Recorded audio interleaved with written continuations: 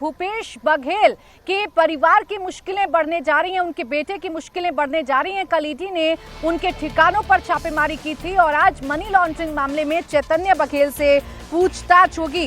केंद्रीय जांच agency ED ने कल छत्तीसगढ़ के पूर्व मुख्यमंत्री और कांग्रेस के नेता भूपेश बघेल के बेटे चैतन्य बघेल के 14 ठिकानों पर छापेमारी की थी, जिसके बाद छत्तीसगढ़ की सियासत में उबाल आ गया है। तो वहीं शराब घोटाले में भूपेश बघेल के बेटे चैतन्य बघेल पर ईडी का शिकंजा कसता जा रहा है। ईडी ने चैतन्य बघेल को समन जारी कर आज पूछताछ के लिए बुलाया है। माना जा रहा है कि कथित शराब घोटाला मामले में ईडी की टीम चैतन्य बघेल से सवाल जवाब करेगी। साथ ही कल हुई रेड में मिले दस्तावेजों, कैश और पेन ड्राइव के बारे में भी पूछताछ करेगी। आपको बता दें कि कल यानी सोमवार को भूपेश बघेल के बेटे के 14 ठिकानों पर ईडी ने छापेमारी की थी।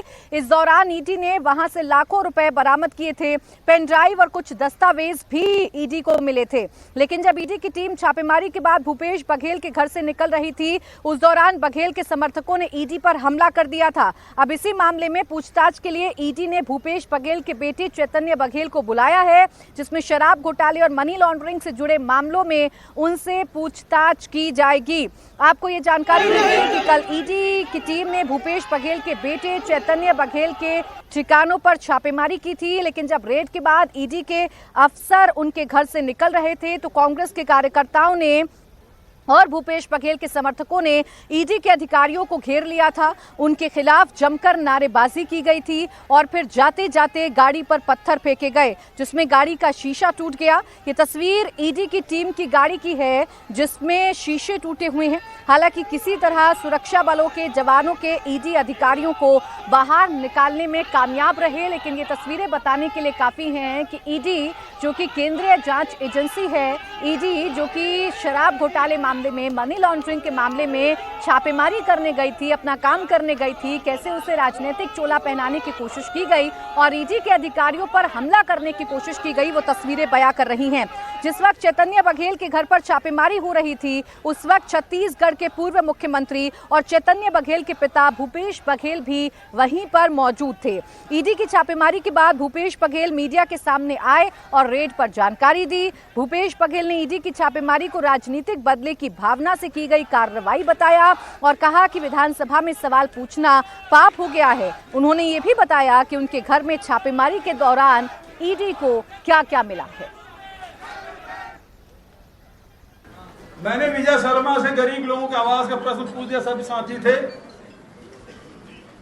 8 दिन भी नहीं लगा, चौथे दिन मेरे घर में पहुंच गए।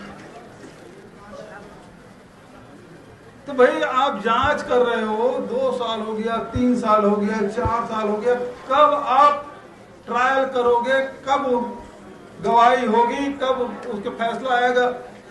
ये तो भारतीय जनता पार्टी इस बात पे बकलाई हुई है कि 7 साल पहले जो घटना घटी थी, जिसमें विनोद वर्मा जी गिरफ्तारी हुई थी, मुझे भी गिरफ्तार किया था। अब जब केस ट्रायल के लिए यहाँ है 4 फ्रेम के लिए, तो सीबीआई ने उसको सुप्रीम कोर्ट ट्रांसफर के लिए ले गया था। जब सरकार बदली तो उन्होंने केस विड्रॉ कर लिया, केस फिर यहाँ आया।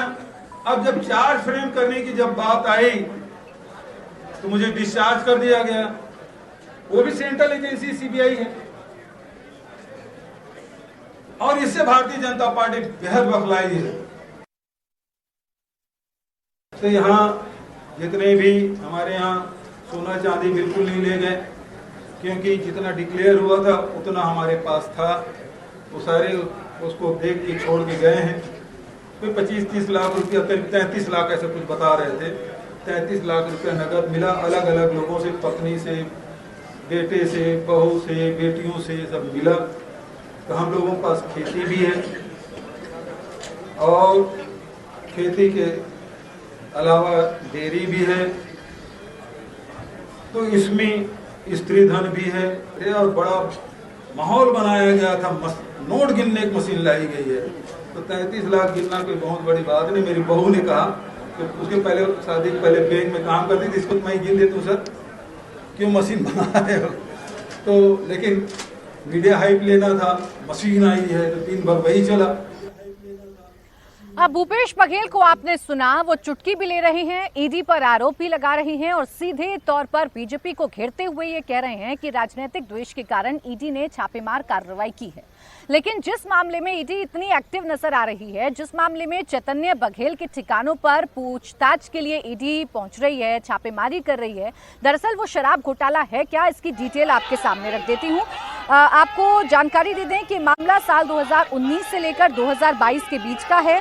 तब छत्तीसगढ़ में भूपेश बघेल की सरकार थी, जिसमें 2161 करोड़ के राजस्व का नुकसान हुआ था। इस मामले में भूपेश बघेल सरकार के आबकारी मंत्री कवासी लखमा जेल जा चुके हैं।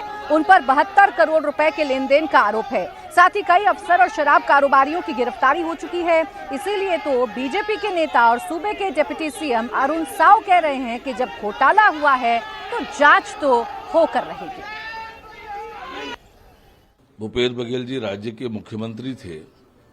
उस दौरान राज्य में कई बड़े बड़े घोटाले हुए, चाहे वो शराब घोटाला हो, डीएमएफ घोटाला हो, कोयला घोटाला हो, महादेव ऐप बेटिंग घोटाला हो। अब इन सब घोटालों की ईडी जांच कर रही है और ईडी की जांच लगातार चल रही है, लगातार कार्रवाई कर रही है ईडी। तो उसी जांच के प्रक्रम में भूपेश बघेल जी के घर ये जांच हुई है ईडी की, और ये जांच की प्रक्रिया में हुआ है। पर जिस प्रकार से कांग्रेस के कार्यकर्ताओं ने, तो बीजेपी कह रही है घोटाले किए हैं, जांच तो होकर रहेगी। ईडी पर राजनीतिक द्वेष के कारण कार्रवाई करने का आरोप लगातार कांग्रेस की तरफ से लगाया जा रहा है, भूपेश बघेल की तरफ से लगाया जा रहा है। जाहिर सी बात है, ईडी जिस पर कार्रवाई करने के लिए पहुंची है वो कांग्रेस के नेता हैं, छत्तीसगढ़ के पूर्व सीएम भूपेश बघेल के बेटे हैं। लेकिन चैतन्य बघेल के बारे में कुछ जानकारी आपके सामने रखती हूँ। चैतन्य बघेल भूपेश बघेल के इकलौते बेटे हैं। वो कांग्रेस के नेता तो हैं, लेकिन एक्टिव पॉलिटिक्स से वो दूरी बनाकर रखते हैं। वो रियल एस्टेट कारोबारी हैं, वो लग्जरी अपार्टमेंट बनाते हैं और बेचते हैं।